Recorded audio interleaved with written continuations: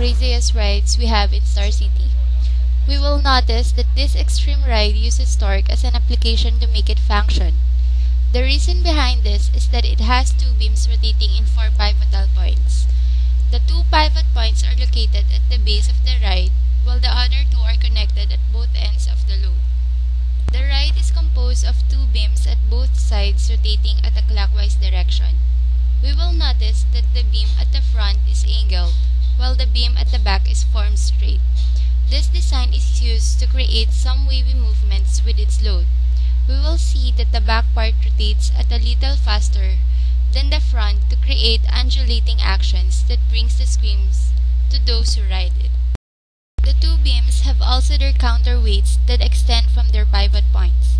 This is for the load to be not in a sudden fall from above when the beams raise the load. The counterweights defy the heaviness of the load and prevent it from falling in a hasty way. This also makes smaller force that rely